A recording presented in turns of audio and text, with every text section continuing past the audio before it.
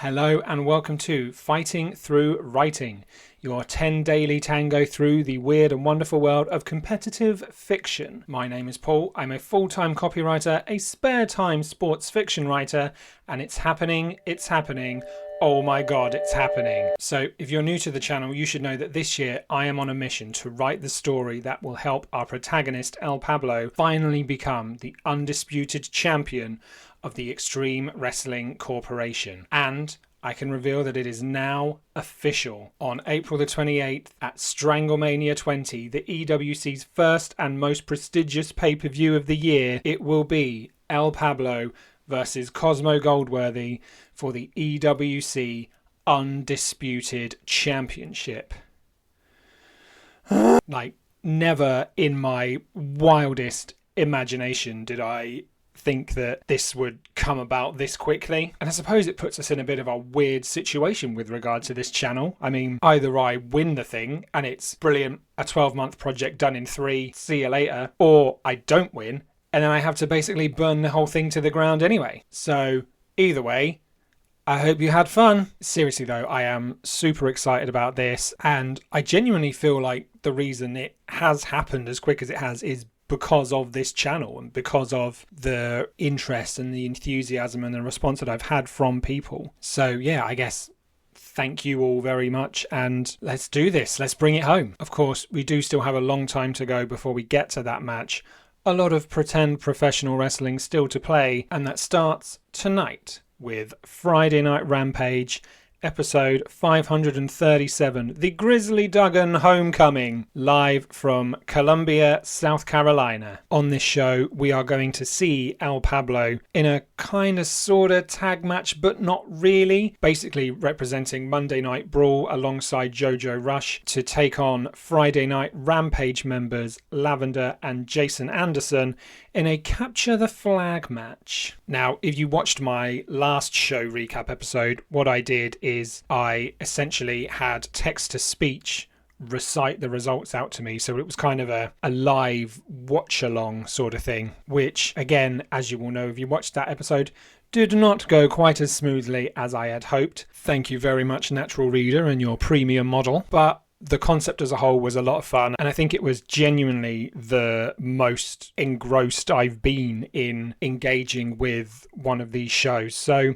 I'm going to do it again, and much like last time, I will probably re-record the readout of the show with my own voice, so you all watching along can also hear what I'm reacting to, even though I recorded what I'm reacting to after I've reacted to it. But you know what I mean, it's fine, it's the internet, you've all been here before. If you want to watch along with me, I will leave a link to this show in the description to this video. So yeah, come join me and we will see if Pablo can officially start his road to Stranglemania 20 with another win, some positive momentum. Let's do this! Match 4.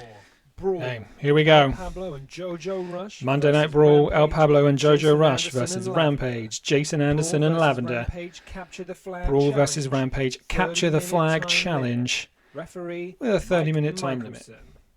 We return to ringside. Let's not where the ring timestamp this because I don't know how fast Google is going to read it. The crowd looks up on the Extremetron, and at the beginning you see images of Angel and Amber playing around with Jason. As NF would speak about being motivated, they look very happy. The images of them as a family goes into flames as you see standing up there on the Tron in front of a black car with the song blasting from. It's Jason sitting on the top of the hood with a hint of Jason a smirk, as Dave is on Anderson his right leaning against him. is Dave then reaches into the side of the the car's window, son pulling out a baseball and throws Ruthless it towards Aggression, the camera as who it I breaks up have on the ramp, where mentioned Dave a and few him standing times there together. in The lights go out as Better my Without videos. You by She Evanescence is begins to one play. of The lights start to Pablo's flash in time to the long-time intro until friends. the She's beat been starts there to kind kick of up with in the him song. from At the around very the start of his 30-second journey mark, in this business, smoke and billows from behind the so curtain, obviously the spotlight shines he's down upon very the centre familiar of the with stage. Jason The lights Anderson, come even back though on they've not shortly afterward, and out really walks Lavender. She looks interacted out all that across many the crowd as times. the crowd erupts into cheer. A smile Same with creeps across her Lavender, face as they she embraces fought a their few warm welcome. times but not. Lavender begins to make her way I down think to the they ring with a had one calm and match cheerful demeanour spread across her face. 2 or 3 years As ago Lavender reaches the bottom of the that ramp, Pablo she won, walks over but to the steel since steps, then walks up she's the gone steel on stairs to and takes really another kind glance of across the crowd before wiping reinvent her feet herself, and she's entering the been ring. undisputed Once champion inside the multiple ring, times. She's Lavender been United climbs the States nearest turnbuckle champion, and holds her arms up high in the air to a accept couple of the other warm championships as adulation from well. the crowd. And Lavender then steps down from the Jojo turnbuckle Rush and waits for the match to commence. is The a venue guy lights who dim to near Pablo darkness. has a lot Bright of history spotlights with. So flicker and he strobe in rhythm. Smoke floods out from the stage entrance until He it blankets the entire beat- stage and entranceway. no, Rush slowly Pablo saunters through the curtain through an lost ovation of the wailing X Division guitars and title strobing spotlights. after his record reign A lone to spotlight follows his Rush while he half-brother walks at the Xavier speed of Reed, erosion. who Rush climbs the Jojo steel then steps, beat climbs to the top for that turnbuckle belt. and points a finger gun And at the then hard he hammer and before Pablo firing later it had a off. match It sets off pyro for Pablo before to the basically venue try lights and win return it to their back. usual brightness. It was A a cry Texas of death Viva la match Revolution leads to Party in Hard by Andrew WK New in the Mexico. sound system, and the Technically staging Texas, ringside but it area was being in bathed in New flashing, Mexico, flickering, brightly coloured where lighting. Pablo As the main essentially hook ended up hits, being El buried Pablo alive bursts through the on top of a curtain, playing to mountain. the fans and chugging But Skittles like a Stevewiser as his brother Vertigo follows last slowly year behind, at stoic Stranglemania, and so silent. basically a year ago to the Pablo day, charges down the ramp and Pablo slides under beat the ropes into the ring. Jojo Before running Rush up the turnbuckle for and the tossing a international couple of fistfuls championship of that Skittles he out into still the currently adoring holds. crowd as Vertigo So belatedly again, takes up his a position on lot the of history outside. between After those. rocking So up a final salute, can they Pablo coexist? throws up the Shinny Especially in a Joshi match double where they deuces don't and really hops have back down to? the canvas, bumping fists Let's with find Vertigo, out. performing a few final stretches as his music fades. As soon as the bell rings, the divide in the ring is immediately evident. Jason Anderson and Lavender stand next to each other in the ring, while Jojo does not want to align with El Pablo whatsoever. Jason and Lavender cautiously watch the two, then they nod and Jojo run into doesn't want to fighting with align with Jojo El and Pablo. Pablo. Jojo and Unbelievable. Jason trade shots. Meanwhile, Lavender and Pablo are going back and forth. Lavender swings for Pablo, who ducks under and drop kicks her out the ring. He rises, trying to make his way to the brawl flag, but Jason forearms Jojo back and turns, clubbing Pablo in the back. Pablo falls to his fours and Jason stomps him out. Jojo shakes Jason by the waist and grabs him, tossing him with a German suplex. Jason gets planted on the back of his head. Jojo rises, looking up to his flag. He's contemplating grabbing it, but instead he stomps Pablo out. Jojo chuckles like a madman, knowing that the longer he holds out on grabbing the flag and going up the ramp, then he can beat on Pablo for as long as he wants. Pablo covers up, wheezing out in pain. As discussed, Jojo no drags real Pablo up and knees him in the ribs. love lost The whatsoever fans are between bewildered, Rush and considering Pablo. Jason and Lavender have dedicated themselves to being a united front, while Jojo just wants the world to burn. Lavender slowly pulls herself up Bloody on the apron, 3-on-1 match match here. flag. Jojo tries to strangle Pablo, but as his eyes bulge out of his head, he sees Lavender trying to steal the win. Also, trying not to look Pablo at the screen kicks Jojo because in the I know ribs. that I'll He just kicks him again. Jojo skip gets ahead enraged to and he throws when the result Pablo. appears on And screen. Pablo So is flying into Lavender. I don't want sending to her off spoil the apron. the Technically, that the was teamwork. live Pablo feel for wheezes, me. looking up to Jojo. Jojo approaches So if you Pablo, see me but kind of just Jason looking out like of I'm nowhere with a meditating missile over a dropkick. cup of matcha, then Jojo you'll goes know why. flying. He holds his chest, wincing. Jason makes his way up and Pablo looks up to him. The two look to their corresponding flags and contemplate running for them, but instead they run into each other and trade chops. Pablo chops Jason back and hits off the ropes. He twirls around Jason, throwing him with a tilt-a-whirl head scissors takedown. Jason goes flying. He holds his back, wincing. He swings for Pablo, who ducks under and springboards up for a crossbody, but Jason slides under. Pablo holds his ribs, wobbling up to his feet. Jason runs forward with a leaping DDT. Lavender slides in the ring and runs to Jason. She leaps into a wheelbarrow position, and Jason slams Lavender ribs first onto Pablo's ribs. Jojo slides in, and both rise and start beating down on Jojo. He falls into the turnbuckles, and it's all team rampage right now. Jojo See, the finally numbers shoves game both off. really not Jason charges him and he pops him over the top serving rope. brawl, or I guess Lavender throws a specifically kick to the Pablo thigh, too but well Jojo in this shoves her instance. down. She rolls back to her feet and Jojo comes in with a shoulder tackle. Lavender gets turned inside out. Jojo pulls her up and he scoops her up for a huge backbreaker. Lavender wheezes out in pain. Jojo isn't done there either.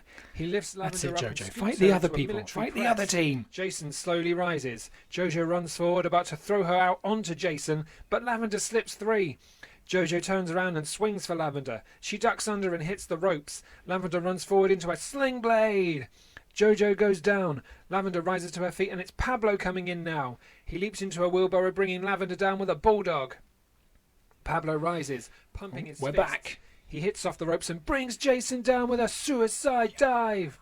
Pablo slides back in, and Lavender scoops him up as he rises in. Michinoku driver! She rolls over, crawling to get to that flag, but Jojo rises on the apron in front of it. He rips the Rampage flag off of the post and throws it to the floor.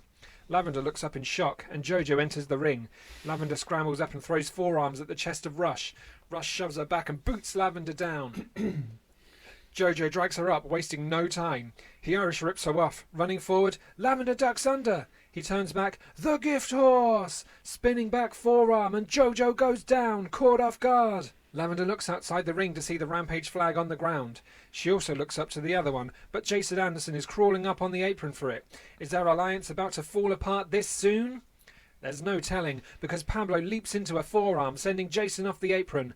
Lavender scrambles up and swings for Pablo, who ducks under and hits off the ropes. He springboards Flying up, forearm takes Jason out at the pass. And down goes Lavender. Pablo rises to his feet and walks to the opposing corner. Very ninja strike. To pull off the brawl Lavender's flag. down. Pablo rolls out of the ring and heads up the ramp. But what he doesn't realise is Jason Anderson. Pablo has the flag in his hand. He's holding the Rampage flag. So he just that needs Jojo to plant ripped it off in front of Lavender. on the ramp. So now it's a race to the ramp. He runs forward and Pablo looks over, realising this. Races The two on, run up the Pablo ramp versus until Anderson. Jason sends an elbow to the side of Pablo's head. Pablo staggers, but he turns and spins into a forearm. Jason sends one of his own, and now it's a back and forth brawl up there. Pablo swings another one, but Jason blocks it and kicks him square in the ribs. I don't fancy hoists him up in Pablo a powerbomb beating position. Jason Anderson in a fist fight. Stomp! That powerbomb lung blower on the ramp connects, but Jason is just as hurt as Pablo. His back went into the steel. Jason rolls over, writhing out in agony. Meanwhile, Lavender is trying to recover in the ring. Jojo Rush is making his way back up, but he's outside the ring, and he's just picked a steel chair from under the ring. Jason slides in, salivating to take Lavender out of this. But suddenly, the crowd erupts. Jojo bringing out the Vin chair. Havoc, and he rips the chair out of Jojo's hands. Jojo turns back and shocked, Vin Havoc. and Vin drives the chair into his ribs. He raises it and smashes Jojo, Jojo over the back. Their beef Jojo continuing. falls out of the ring, and Vin drops the chair, rolling out to fight him with his fists. Jojo punches Vin in the ribs and elbows him More back. escalation Two in go the back blood and forth, feud. trading blows going up the ramp. Jojo is essentially eliminating himself from this match as Vin takes him and throws him into the stage. Jojo falls over and Vin follows him cheers, to the Joe. mat with even more punches. The crowd is rocking, but now Lavender essentially has the ring all to herself. She crawls over to the turnbuckle and So it's now unsheaths the basically Rampage flag. 2-on-1. Lavender rolls down Pablo and makes her way up versus the ramp. Lavender and Jason's Jason stumbling up, Anderson. And now these two are going to have to go at it. Lavender nods and runs up with Jason. Big punch to the jaw. Jason punches her back. There we go. Lavender Fight with each a other. punch of her own. And now the Fight two are each other. trading Give punches Pablo a going chance up to the ramp. recover. Lavender kicks Jason in the gut and throws an up kick to the jaw.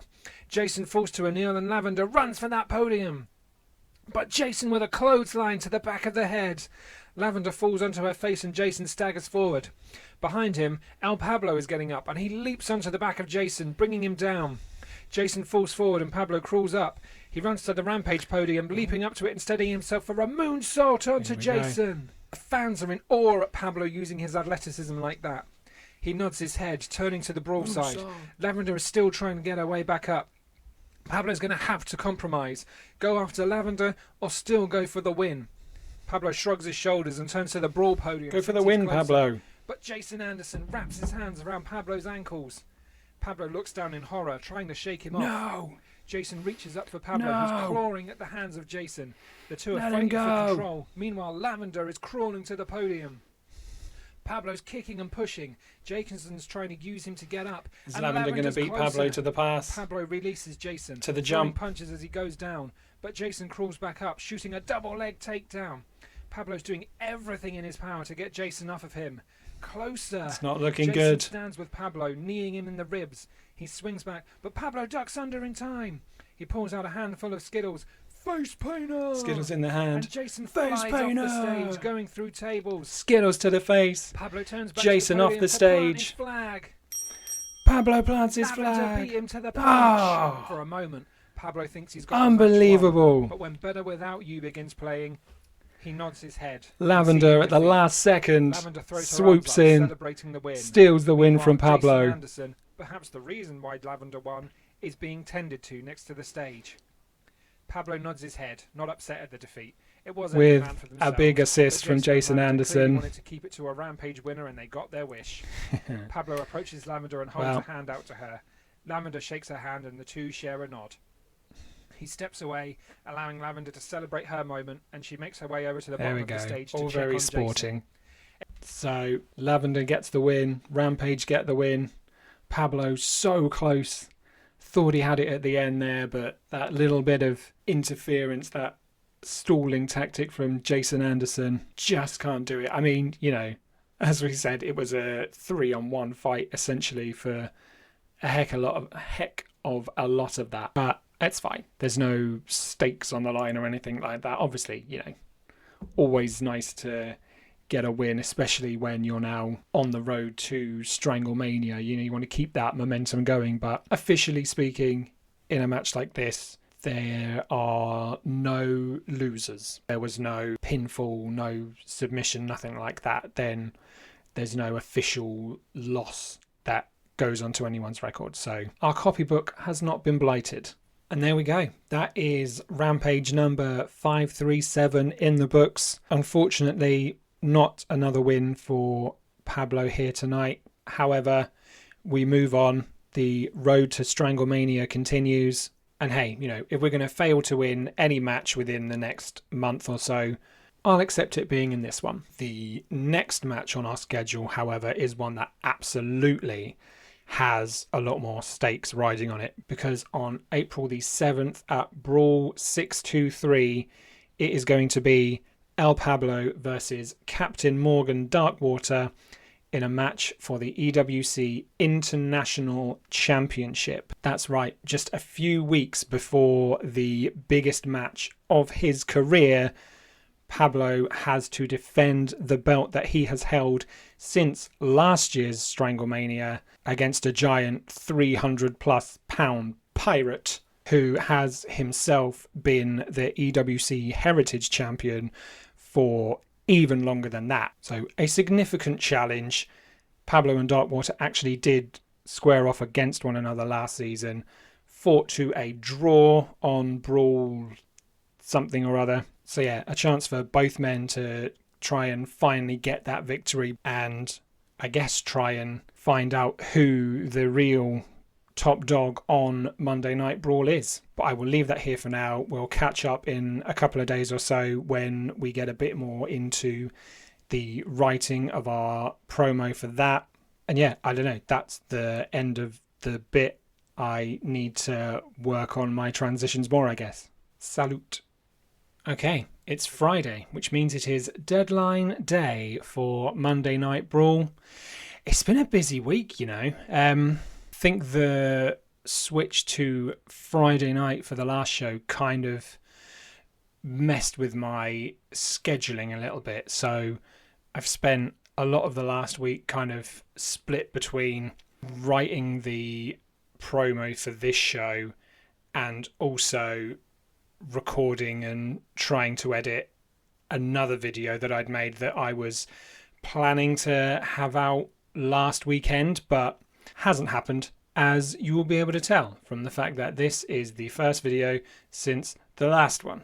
But it's fine. We move. The only timetable for video releases that we have is the one in my own head. Anyway, the thing that I was going to talk about in that video kind of ties into this one. And if you're already a viewer of this channel, you will know that I put up a video a few weeks ago basically talking through the biography of our protagonist, El Pablo. And the interesting thing with a lot of that biography is I never really planned any of it. It's all come together very incidentally and very, very much as a reaction to the events that have taken place around him. For example, when he first started, it really was just me as wish fulfillment, being if I was a wrestler.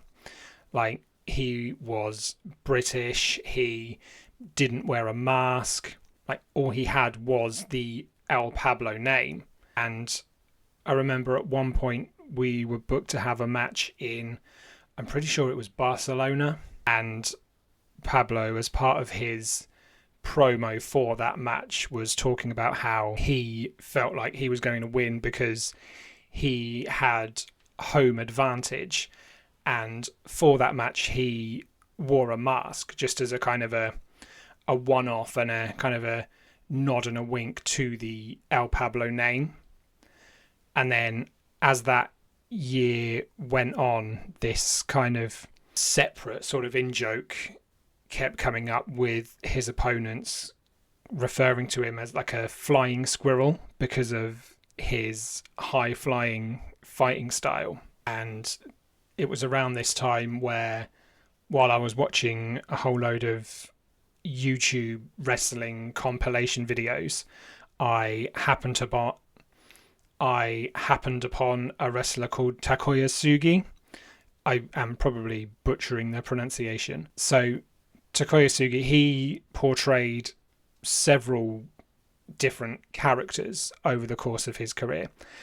And one of them was called Noiz, Noiz, who was basically a masked wrestler with sort of pink fluffy cat ears or rodent ears, animal ears of some description. And he also had a whole load of feather boas kind of around his legs and hanging off his waist. And when I saw that, I was like, that looks like it could conceivably be a squirrel.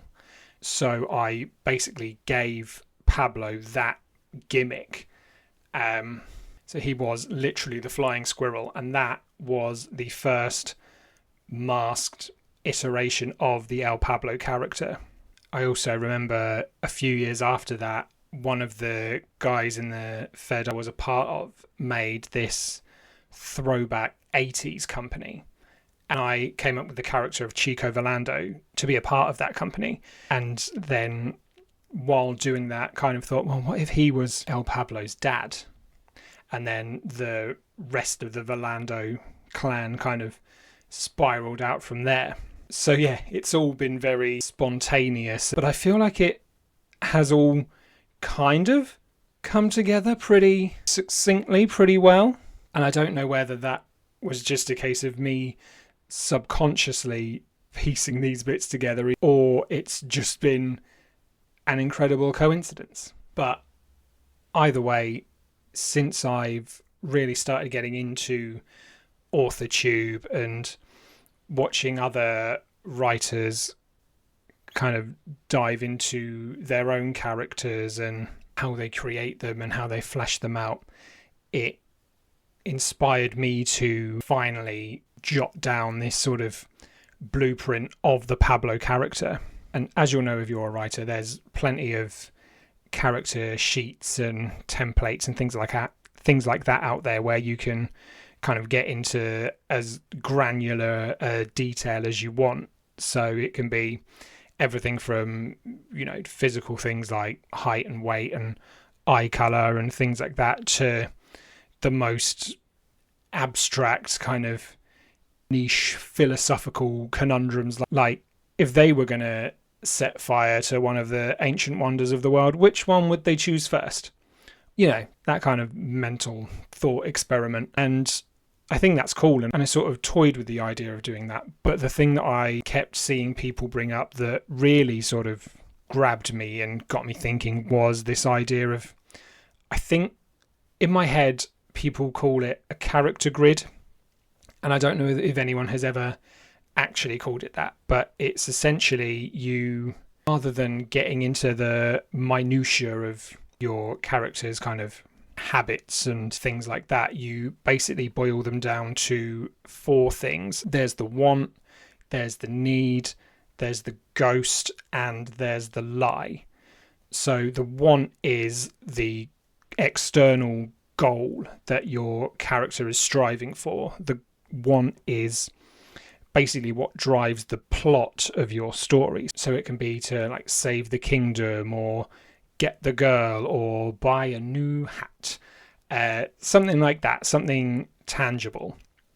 The need is what drives the theme. So it's usually a lot more internal, it's a lot more abstract, and it kind of usually boils down to things like identity or belonging or self-belief, self-worth, things like that. And the want and the need, quite often you'll find, are opposed to each other, which is obviously what drives the conflict of the story and gives you the drama and the progression as your character tries to balance these two things. And the ghost and the lie are basically what fuels the need, or what dictates the need. So the lie is basically a false belief that the character has either about themselves or about the world as a whole, and that lie is generally resolved by the character getting what they need. And then the ghost is a past experience or a trauma or something that has ultimately led to that lie being ingrained within the character. And I really liked that as a little sort of thought experiment. And I thought it was quite a nice little blueprint to have as a reference point for the El Pablo character without needing to go into that granular kind of detail. It still gives you a bit of room for flexibility of things like that, which I like, but you've then just got a general sort of skeleton and a framework to kind of build everything off of. So I took that and tried to put my own little twist on it, and I made this, which I am calling the El Pablo character wheel or map. I haven't fully decided which one it's going to be yet, but basically this highlights Pablo's want and his need, and it all kind of branches off from there into different components as to how he plans to achieve that want, who's going to help him along the way, things like that. So each dot is color coded and represents a different thing. So the blue dots are a what, so some kind of function or feature of a given aspect of this map. The orange, yellow, gold dots are a how, so they are an action that Pablo can take, or one of the other characters in this wheel can take to affect one of those features, or to make one of those features or functions come to fruition, basically. The pink dots are who, so they are a supporting character in the story. And then the green dots are where, so a significant place or location within the journey as it pertains to El Pablo. So I won't take you through the whole thing because, you know, we need to keep the mystery alive to a certain extent. But over here you'll see we've got El Pablo in the middle. There he is. Over here you've got his want. So what does he want? He wants the Valando family name. He wants that legacy. He wants to be able to stand alongside his father, his grandfather, his great-grandfather before him. So who wants to stop him from achieving that goal? La Familia Valando, specifically his uncle Viano and Viano's sons, Perdido Valando and Abando Valando. What purpose does Viano have for wanting to stop him? He wants to prevent his own career and his son's careers from being overshadowed by Pablo's success, just as he feels like his success was overshadowed by Pablo's father, Chico. How is he going to prevent that overshadowing? Well, for one, he has a custodial contract, so he's essentially the custodian of the Valando family. And upon leaving that role, his first act was to declare that as long as he's in charge, no child of Chico Valando will be able to compete under the Valando name. What that gives him is technical deniability. So no matter how successful Pablo might be or Vertigo might be, then Viano, in his mind, can say that he and his sons aren't being overshadowed because it's not a proper Valando that's doing it. So they are still kings of the Valando castle, as it were. And what he can also do to prevent that from happening is to consistently move the goalposts. So, the first thing he did was try and stop Pablo getting into the wrestling business in the first place. Pablo did, but the company he signed for was an underground company, wasn't that important, so not worthy of being given the Valando name. Even when he won that company's world championship, it wasn't prestigious enough in Viano's eyes. Likewise, when Pablo moved to the EWC, he won the indie title, not prestigious enough, so on and so forth.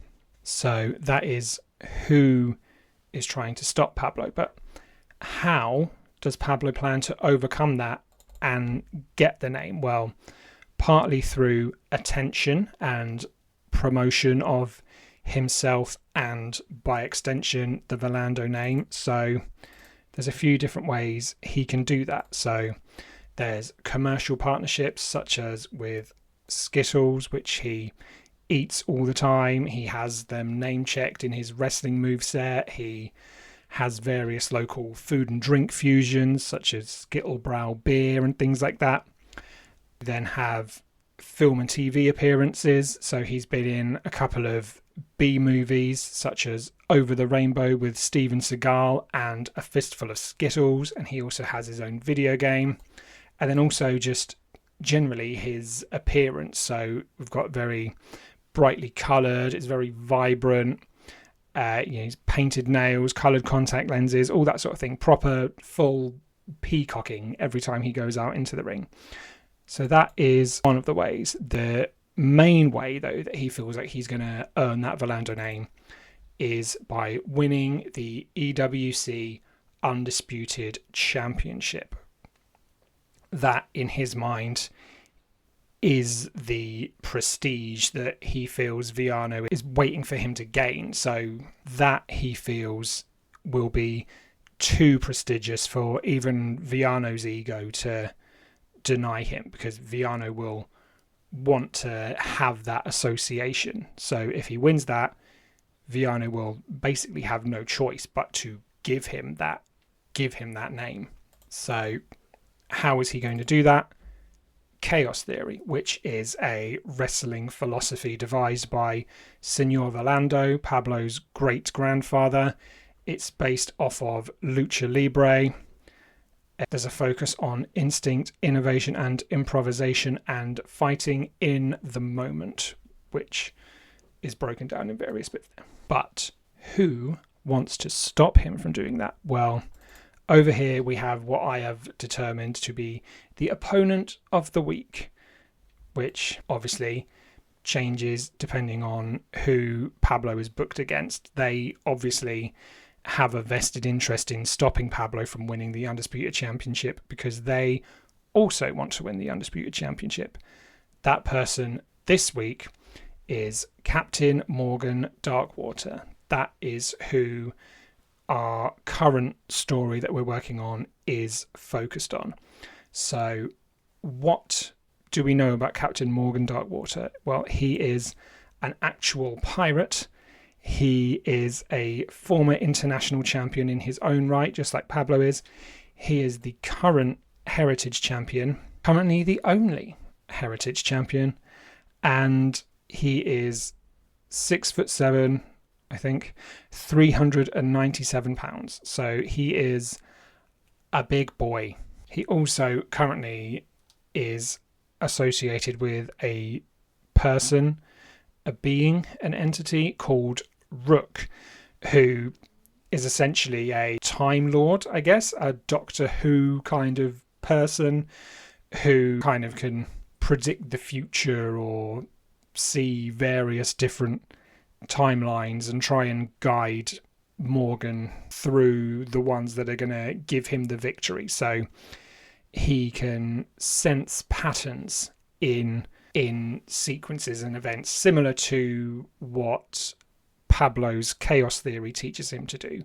However, that, as far as Morgan Darkwater is concerned, is only second-hand knowledge, whereas Pablo's is, instinctive. He's kind of learnt that himself. So in theory, that's an advantage for Pablo.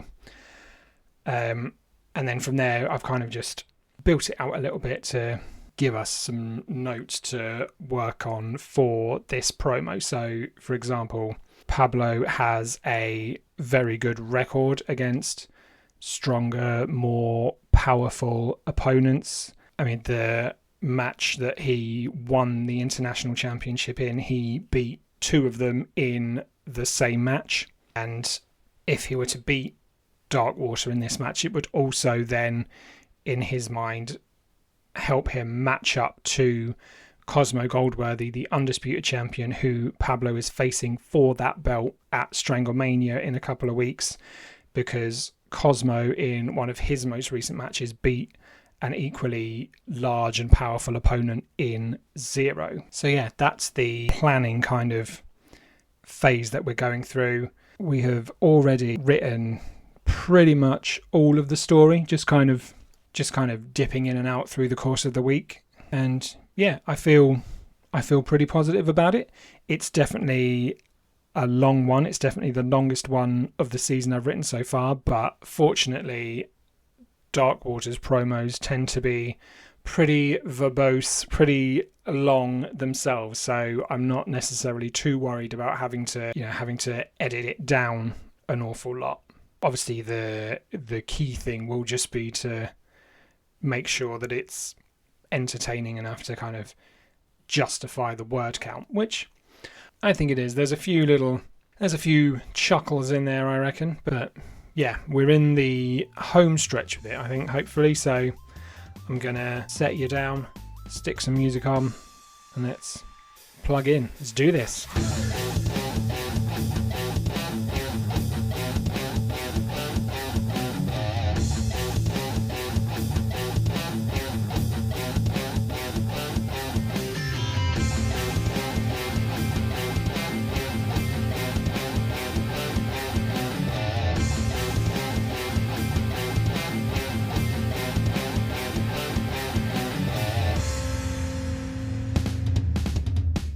Okay, it is the next day. It is Saturday. It is also a very high pollen day, so you're going to have to excuse just all of the face. We finally got the story submitted. I think it was about 1:30 this morning in the end, which I'm not entirely sure how that happened. I think I started at about 10, I think, but for whatever reason, I just could not focus sitting here at my laptop. So in the end, I actually ended up just kind of sitting in bed, typing it on my phone, and then came back in here to post it, just because it's easier to format and things like that on the laptop. But in any case, it's done, and I realised that I didn't talk too much about the actual story itself and the concept of it last night, so I thought we could round out this episode by doing that here, kind of going a little bit through the concept and my kind of thought process with making it. So the show is in Houston, but our story is set in Galveston Bay, which is about an hour's drive south of there, I believe, on the edge of the Gulf of whatever Google in your country has decided the Gulf of Mexico is called. And I wanted to set it there because Pablo's opponent, Captain Morgan Darkwater, is an honest-to-goodness real-life pirate. So I knew it wanted to be somewhere near the water. Obviously, with it being the Gulf of Mexico, kind of plays into the Pablo's, nationality and things as well. Had an idea in mind that I originally wanted to use when he and I faced each other last season, but for various real life reasons that we never actually ended up writing a story for that. We kind of just had both characters play out a draw. But essentially, with Morgan being a pirate who has his own kind of galleon, I had this idea of Pablo commandeering a caravel, which is a 15th century sailing boat that the Portuguese in particular used when they came over and colonize like the Americas and everywhere else, things like that. So I thought that was a nice little nod and a playing off of Morgan's gimmick, tying it into Pablo's. So yeah, we open in Galveston with a couple of members of the US Coast Guard kind of just on patrol. It's, the start of summer. There's a lot of tourists already out and about, so it's very busy, and they get reports about a large wooden vessel approaching the bay at speed. And the gruff kind of lieutenant dismisses it as us, just some kids playing with a toy sailboat, nothing crazy. And then suddenly their boat gets sideswiped by this caravel, which we cut to, and there's Pablo kind of just barely in control of the thing, Varana by his side kind of clinging on for dear life, asking, are you sure you know how to drive this? And he's like, oh yeah, sailing's just maths, isn't it? And she's like, yeah, but you don't know math. And then Pablo announcing that this boat has supposedly been in the Valando family for generations, and it was originally built by their great many times uncle Marco Polo Valando, even though Marco Polo was Italian. But details. And the conversation goes back and forth. But basically, Pablo's plan is to sail this boat into Houston as kind of this big dramatic entrance for the show, or at least for the EWC's arrival in the city. So playing into that idea of wanting to garner as much attention on his name and by extension on the Valando name as he can. And all seems to be going, if not completely necessarily within Pablo's control, fairly well. They've made it across the Gulf. Now all they need to do is roll into the bay, and then it's up the river and into the city. But suddenly they in turn get sideswiped by a large barge carrying lavender oil, which I thought was a fun little nod to this idea of Pablo's momentum riding into the undisputed title match at Stranglemania being cut off by his loss to Lavender on the last episode of Friday Night Rampage. So the caravel runs aground, and we then cut to Pablo and Varana and Vertigo on the Bolivar Flats, which is on the next island over from Galveston. And then it's kind of off to the races from there, where Pablo, accepts that the journey hasn't gone quite as seamlessly as they had hoped, but they're going to make do. They're going to make the best of what they've got here around them, essentially, which, again, I thought was quite a nice metaphor for kind of having not won on Friday is granted a bit of a setback, but that it doesn't necessarily mean that his journey to Stranglemania and his chances of winning the Undisputed Championship are completely sunk. But yeah, that was it really. It was definitely the longest promo that I've put up this season so far.